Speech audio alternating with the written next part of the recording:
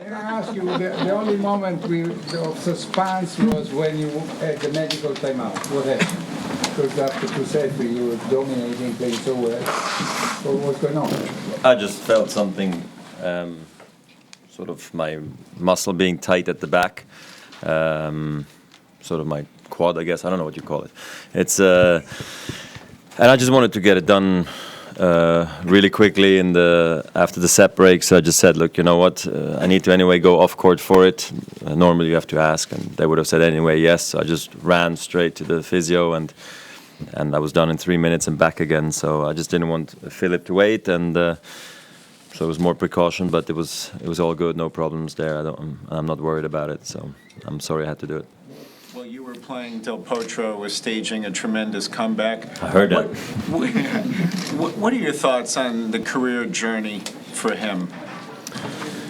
Well, I don't quite know what he went through, to be honest. You know, I wasn't with him, and he was gone for so long that it's just really nice to see him back and playing these kind of matches. That's what he came back for. I think to get crowd support the way he got it.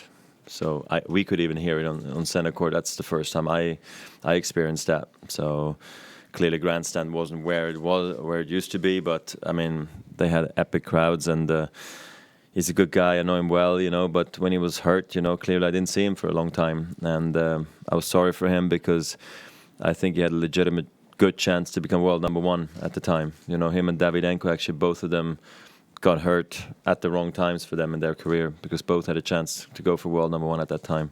In '09 it was, I think it was. So yeah, so I'm really happy for him. It's a good match to look forward to, and reminds me clearly of the 2009 finals that we had, which was an epic too. So I hope we can produce another good one. So you won't be playing Dominic Thiem, but could you say something about him? He's a rising star in the game, Yeah. and can you say something about what's special about him? Yeah, sweet guy, really honest, lovely to be around with, hard working, super hard working. He goes into the RAFA, you know, demographic, where between matches they just go really hard, you know, and I'm not like that, so I admire those guys who put their head down and work this hard. Yeah, and then I love his backhand. Played him a few times. Got great power both wings. He's a power player that we have in the game, and yeah, he's going to be around for a long time. He's going to install himself in the top 10 easily, in my opinion, for the next 10 years. So I'm sure he's going to create a lot of chances to win the biggest tournaments in the game. Juan Martín will be your fourth straight veteran opponent, guy you're really familiar with. What does that mean for you at this stage in your career? Yeah, I went from TFO to then to the oldies. So that was good. Yeah, back to the 80s. No, but it was... it's great, you know. I always said it. Our generation was strong. You know, now a lot of them are starting to stop or have stopped now. But we have a lot of 30 years and plus players, you know, years old on the tour, which is great. But little by little, we're getting pushed out, which is normal, or you just choose to not do it anymore because the traveling and everything just becomes a bit too much after all these years. And yeah, Juan Martín belongs a little bit to that generation too slowly, but at the same time, because he's been injured so much, I feel he's younger, you know, just because I feel like that's stuff you can add on at the back end of your career. So I don't consider him one of the oldies quite yet. Before the match today, you had a chance to meet a very special young man on the practice courts, and I'd love to hear your take on that experience, meeting him and the look on his face when you met him.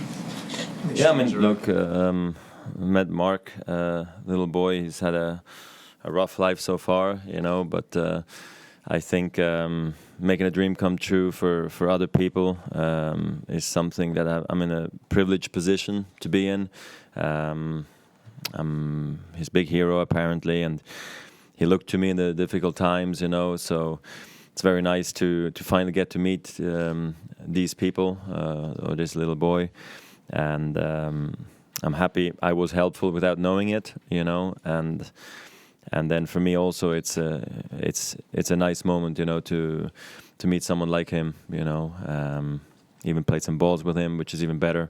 So I wanted to make sure he got the full treatment and the best experience possible. So I hope he enjoyed himself. What are your sort of strongest memories of that 2009 final?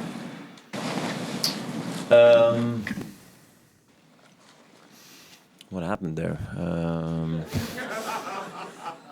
I remember that we had a good break point early that put me ahead, I think, in the first set. I'm not sure. And I felt like I left that match with a lot of regrets, you know. Probably feels like one of those matches I would like to play over again and feel like I would probably win it somehow, because I should have been up maybe 2-0 or then should have been up 2-1. I don't remember if I was, but I just had all these chances, you know, in multiple moments, and the only time when he was really better, in my opinion, was the fifth set, you know, and obviously that was good enough to beat me that day. But it was a good match, you know, a lot of back and forth. Crowd was really into it. Started, you know, in the day, finished in the night.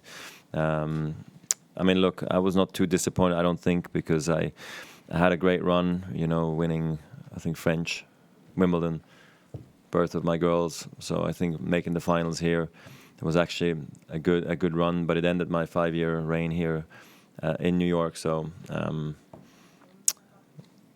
I guess I was a bit disappointed, you know, but Juan Martin did play extremely well, and he beat Rafa and me back to back. So I felt like he deserved it at the end. As you said, you played that game again in 2009 in your mind, but now you have the chance to rematch it in reality. So in terms of play, what would you expect to be different from that time, this time? Yeah, I mean, I think with different players today. You know, we both play different. Because of his surgery, I think his backhand has changed, you know. He uses his slice much more, so just alone because of that, the game would be different. I'm playing more aggressive as well on the return. I play shorter points. I don't use my slice as much, whereas he does now. So it's a bit of a change, you know. And we did play each other in Miami, so I did get a sense of how it is to play him now. But the forehand and the serve is still identical, in my opinion. He maybe even created more power by now, you know, just because, you know, the years went by and better technology has come around. But you know, I think we're both more laid back today. It won't be a final; it'll be a quarterfinal. So obviously, not as much riding on this match like it was in 2009. In 2009, you described Delpo's forehand as the best in the game, along with Blake's. Do you think that still holds? And also, Roger, what makes his forehands so incredible? Well, I mean, I think Rafa's for me is maybe number one. It depends on what surface we're talking about, but just throughout the career, I think Rafa's is extremely high. If not my favorite one. But Delpo's is flat. And when it's flat, clearly margins are smaller, you know, and you also have to be in really good position, court position, to be able to do it. And he can do it from further back as well. And he's got great forehand down the line, inside-out forehand, which in my opinion are maybe more difficult shots to hit. And what I like about it, it's like he doesn't really hold back, you know. He doesn't care if he, you know, misfires a few times. He keeps doing it until he finds his range and his rhythm. So, no, it seems like a huge take back, you know. So you always feel like he's going to be late on it, but at the end of the day, he's in position when he needs to be, and he drives through the ball perfectly. So I think a lot of juniors actually should look at that forehand as a great forehand. This will be our last question in English. Philip said that he felt rushed for the whole match, never felt at ease at all. Who was that? Philip. Yeah. Just said he felt rushed the whole time. Do you feel like making people feel rushed has been more at the forefront in your mind as your career progressed in the match, just to make people feel uneasy? Is that more important for you now? I think I did it. I think I've always been trying to do that a little bit throughout my career. You know, maybe it's not rushed per se against every player, but mixing it up, you know, not making to feel the opponent comfortable. I think that's always been a goal for me, and that's that treatment I get the same from a lot of players, because they always play what you don't want to see. So That's why actually you improve a lot in the beginning stages of your career, because if you have a weakness, they'll go there day and night, you know, and they make you improve it fast, because they remind you how bad you are on your backhand side or in your footwork or whatever it may be. But it's true, you know, I think today more than before I'm able to rush opponents and make them feel maybe even more uncomfortable than in the past.